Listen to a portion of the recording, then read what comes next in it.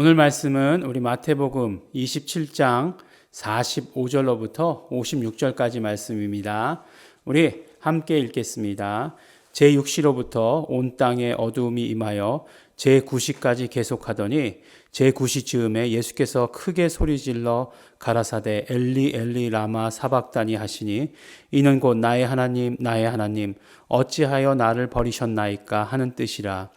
거기 섰던 자 중에 어떤 이들이 듣고 가로되 이 사람이 엘리야를 부른다 하고 그 중에 한 사람이 곧 달려가서 해용을 가지고 신 포도주를 머금게 하여 갈대에 꿰어 마시우거늘 그 남은 사람들이 가로되 가만두어라 엘리야가 와서 저를 구원하나 보자 하더라.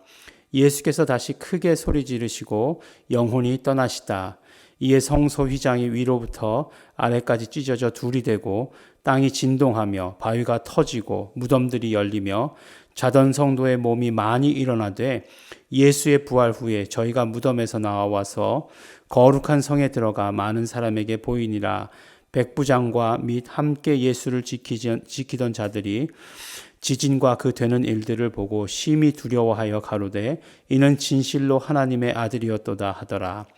예수를 섬기며 갈릴리에서부터 쫓아온 많은 여자가 거기 있어 멀리서 바라보고 있으니 그 중에 막달라 마리아와 또 야고보와 요셉의 어머니 마리아와 또 세베대의 아들들의 어머니도 있더라. 아멘. 예수님의 이 죽으심과 부활에 대해서 계속해서 이렇게 자주 최근에 들어서 함께 말씀을 나누는 것 같습니다.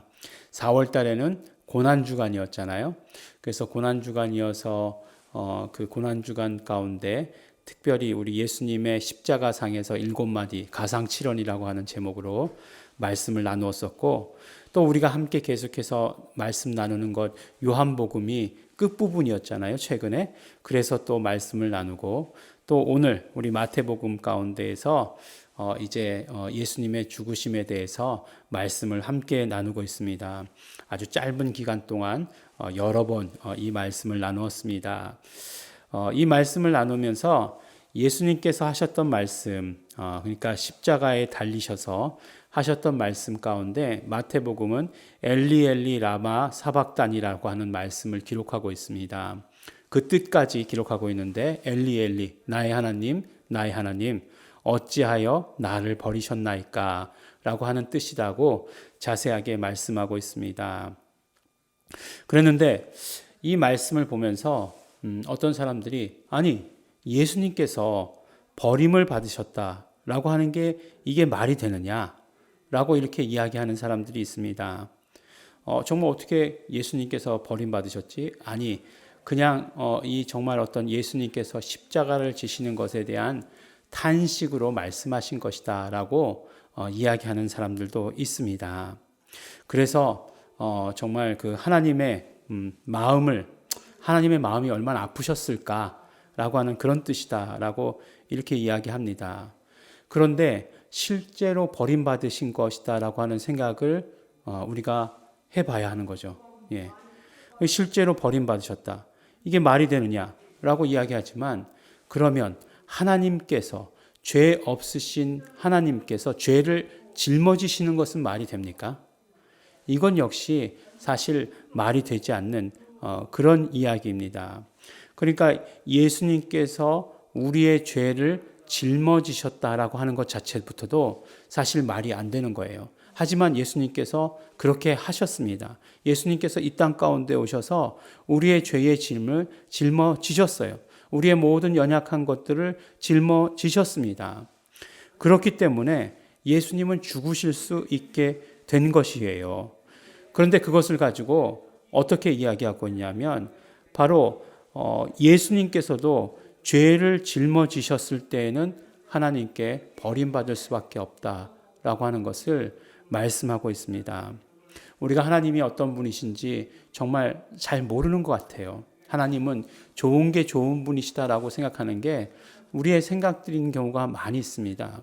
하나님은 나에게 항상 좋은 것만을 주셔. 나를 위해서 일하셔. 라고 생각하는 것도 그런 적도 너무나 많이 있습니다. 그런데 하나님께서 죄에 대해서 얼마나 철저하신 분이시냐? 바로 예수님까지도 하나님이신 예수님까지도 죄의 짐을 짊어지셨을 때에는 버림받으실 수밖에 없으셨다라고 하시는 것을 우리에게 말씀하십니다. 우리가 사실 하나님에 대한 오해를 고쳐야 됩니다. 바로 예수님께서도 죄의 짐을 짊어지시자 버림받으실 수밖에 없었다는 이 사실, 예수님께서 하신 말씀이 어떤 비유나 어떤 무엇을 빗대어서 이야기한 것이 결코 아니시라는 말씀이에요. 실제로 예수님께서 죄의 짐을 짊어지시자 그러자 죽으실 수밖에 없었다는 것, 그것을 우리에게 말씀해 주시고 계십니다.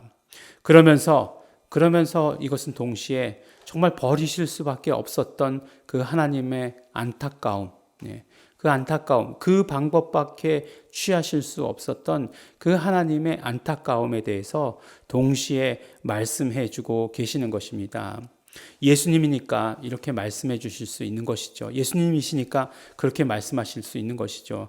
이것을 통해서 우리가 정말 알아야 하는 것은 우리 죄에 대해서 정말 각성하고 죄에 대한 심각성이 무엇인가를 알아야 합니다. 하나님이신 예수님마저도, 이 땅에 오신 하나님이신 예수님마저도 죽일 수밖에 없었던 것이 이 죄라고 하는 사실을 오늘 우리에게 이야기해 주고 계시는 것이기 때문에 그렇습니다. 그래서 엘리 엘리 라마 사박다니, 엘리 엘리 하니까 사람들이 엘리야를 부르나 보다 이렇게 정말 엉뚱한 소리를 했는데, 그런 소리를 많이 이어갔는데 하나님이 어떤 분이신지를 예수님께서 우리에게 말씀해 주시는 것이고, 그것이 무서운 하나님이라고 우리에게 알려주시라는 것이 아니라 하나님이 그런 분이시라고 하는 것을 우리에게 알려주시는 것이에요. 유일하게 알고 계셨을 테니까. 그러므로 우리가 죄에 대한 우리의 어떤 태도, 우리의 자세를 바꾸어 가져야 합니다. 예수 그리스도께서 죄의 짐을 짊어지시고 정말 그 버림받으시면서까지 우리의 죄의 값을 치러 주셨다는 것이에요. 그래서 그 구원을 이루어 주셨다라고 하는 사실을 우리는 기억해야 합니다. 그것이 우리에게 정말 은혜가 되어야 되고, 그것이 우리에게 결단이 되어야 하는 것입니다. 하나님, 그냥 좋으신 분, 좋으신 하나님, 좋으신 하나님이시죠. 정말 사랑의 하나님이시죠.